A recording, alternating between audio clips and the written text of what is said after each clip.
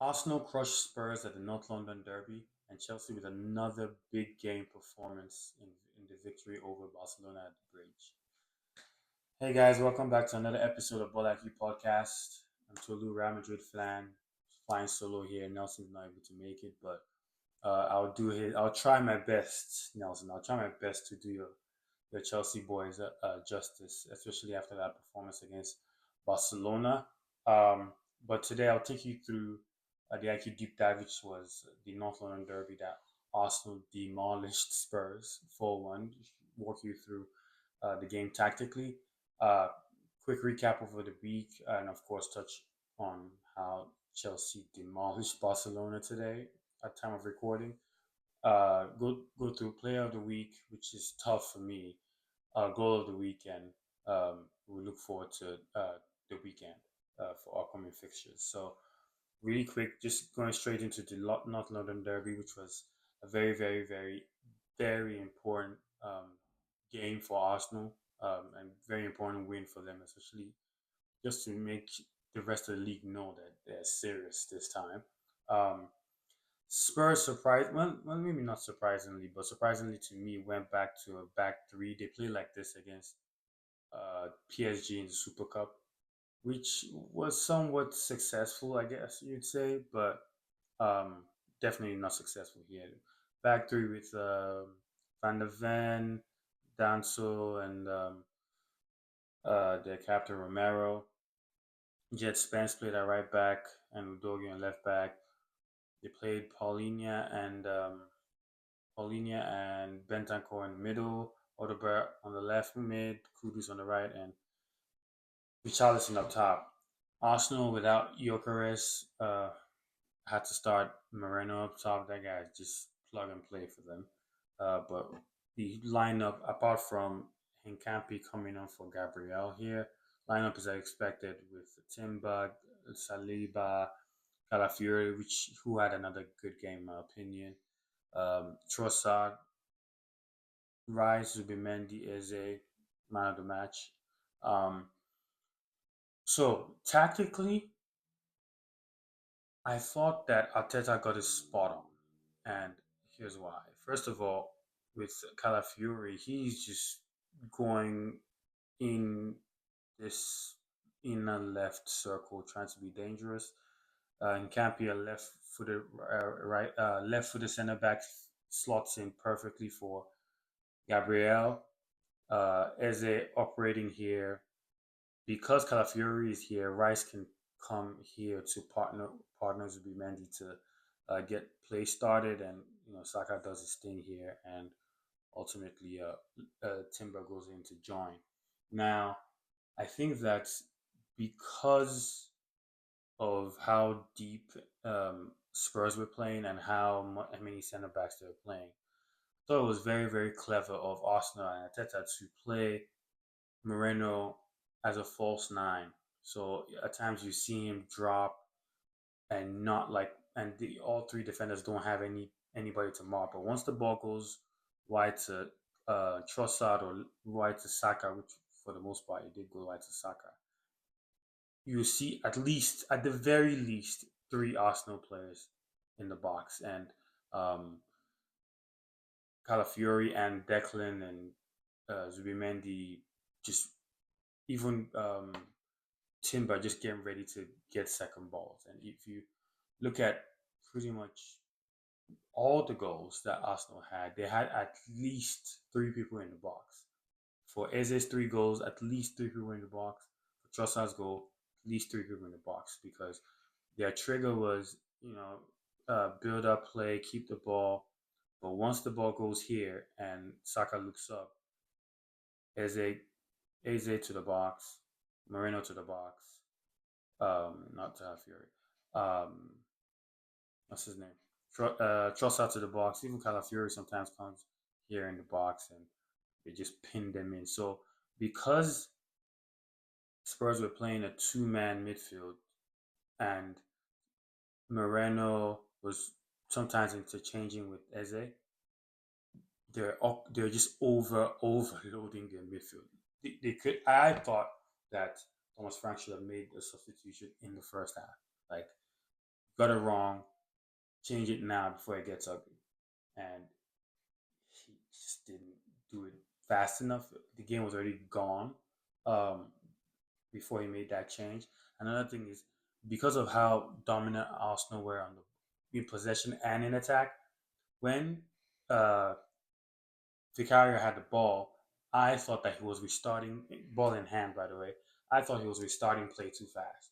He didn't allow them set at all. I'm sure it's probably orders. That's how they wanted to play, but it wasn't working against Arsenal because every time he said it, he released it too fast. They lost the ball. Every time that I noticed, they lost the ball. So it was a perfect game plan from Mikel Arteta. Perfect game plan. When um, Thomas Frank subbed off Danso and brought in what's his name, Javi Siemens, and they went to a 4-3-3. Arsenal did. I mean, Eze scored his hat trick and uh, killed the game by then. But you could see Spurs beginning to push Arsenal back because of that extra man in midfield. Um, and they started to like Kudus started to get the ball more. Odegaard started to get the ball more. Even Charles started to get the ball more. And even though like um, Javi Simons coming in didn't have like the best game, but he got a lot of touches just because of that, because they had that extra man in midfield, and he was able to like beat Arsenal's press every time Eze went and Declan went, and they're building up like this. Javi Simons would just pop up here unmarked and turn and have the ball, but again, they played a little better, but they still weren't threatening. They scored a wonder goal from um, Richarlison, but they weren't really threatening. They weren't really laying a glove on Arsenal. And I think that win was more of a tactical masterclass from Mikel Arteta. So kudos to him. I mean, credit where credit is due. I said in earlier episodes that Arsenal need to get in the habit of scoring a lot more goals. Yes, it's good to not concede as much, but you gotta score a lot, at least average 2.3 get goals a game, and you'll be fine. So good to see them not scoring multiple goals and still keeping that defensive integrity intact. So it was a good game tactically for me to watch, and kudos to Arsenal and as they try and win their first league title in what 20 years or whatever it is. I think I mean there's no excuse. They have to go ahead and do it. I know I say it every week, but they have to just go ahead and do it. There's no excuse. Um, and really quick, just going straight to Chelsea Barcelona, which is hot off the press, very raw. Statement win for Chelsea. Um, it could have been bad. It could have been uglier. I mean, they scored what three this goals that were disallowed maybe, so and not by like a long shot, so it could have been much worse. Barcelona live and die by their high line. Araujo, like just made it's a mistake that I mean he's made pretty common in his career, unfortunately. um I still think that even if they had 11 men on the pitch, but Chelsea was gonna just cook them. Yeah, Chelsea this calendar year, I keep saying it, in big games they show up. And Esteval, man, Esteval is. Um, I said it last week when Nelson was here. As a Madrid fan, Esteval is what I thought Endrick would be like. Um, and not to like take slide at Endrick, I think he may be younger or they're about the same age, but as Endrick hasn't been, he's in Real Madrid, he hasn't been given the amount of time. I think he might be going on loan to Lyon actually, but Esteval is like he's moving like the chosen one. Really, he really is moving like a chosen one, and perfect game plan. Um, Enzo Fernandez had a great game. Pedro Neto had a great game. Um, but Caicedo will always, do his thing. Malo Gusto had a good game. Rich James had a good game. It was just a solid performance. Kukurea, oh wow, what a performance versus Lamine Yamal. It's not easy to, not too many people lock Lamine Yamal the way he did, and you could see he was aggressive. He was going into challenges. wasn't falling for any feints or fakes. Like he was solid. And every time I see, um, not just Kukurea, Caicedo as well, but Kukurea especially, the ridicule he was going through in his early part of his Chelsea career, to see him turning around the way he did, kudos to him. Kudos to him. Kudos to him. So, good performance for Chelsea. I know after the PSG game, I saw a lot of Chelsea fans saying we want Barcelona. They got Barcelona and they handled business. You have to give it to them. And this win over Barcelona is just another another point to show how much stronger the English league is over the Spanish league at this current time. You see, like the English league is where the money is. That's where the quality players are going. I mean, Atletico lost to Arsenal. Real Madrid lost to Liverpool. Barcelona lost to Chelsea. Somebody beat Athletic. Arsenal beat Athletic as well. I don't know. I can't remember if Villarreal played anyone yet. I think they tied with Spurs, if I'm not mistaken. Correct me if I'm wrong, but this is just another signal. Hopefully, La Liga gets, as a Real Madrid fan, La Liga gets their act together in terms of financial finances. Because obviously the style of play for La Liga teams I still prefer, but it's undeniable that the English league is the best league in the world right now. That's where all the best players are. So um, yeah, this Chelsea Barcelona game was another sign of that. City lost again to home to Leverkusen, which is obviously surprising. Yes, they didn't start their big boys, but still, like you don't expect City to lose based on the talent they had on the field to Leverkusen at that. So um, yeah, Pep is not. Pep is. I'm sure he has a lot to think about. City have been very consistent this year. Kind of spill over from last year. Um, and yeah, I think like Nelson said in one episode, the path in the league at least is clearing for Arsenal the way it cleared for Liverpool last season. So we'll see if Arsenal take advantage of that. But yeah, City losing again, but going to league play, Liverpool losing 3-0 to Nottingham Forest at Anfield is actually nuts. I think that Honest Law is, I would think, is under fire. Clubs like Chelsea, clubs like Real Madrid, he might be gone by now. But definitely on the fire. Liverpool are not playing well. Um, yeah, some things have to change. They just look out of ideas, is how I'll put it. But shocking that they're 11th. That's actually scary for them. United losing to Everton, obviously the whole drama with Idrissa Ganagay and Michael Keane. You don't see that every time.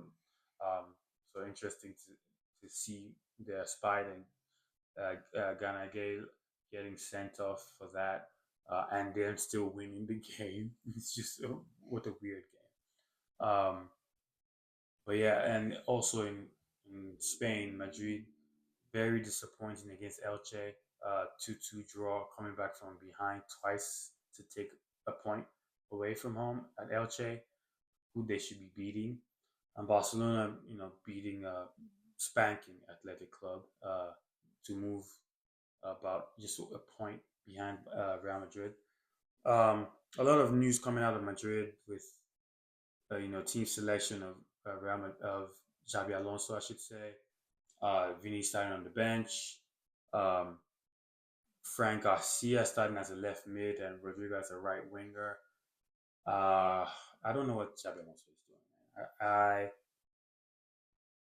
I don't know what he's doing. I don't understand the formation that he put yesterday.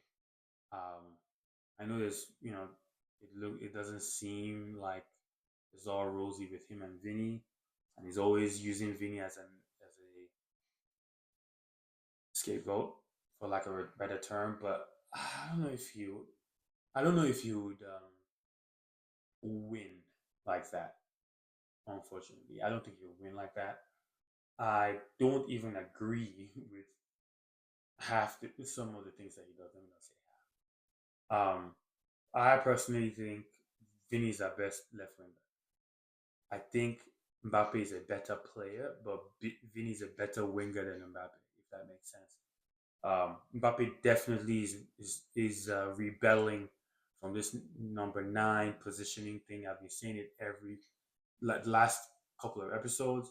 El same thing. There's a clip going around X showing I think it was Aragula driving with the ball, and Mbappe just like instead of running into a channel, he's just pulling off to the side, waiting for the ball to feed all the time. I don't know. I Something drastically has to change.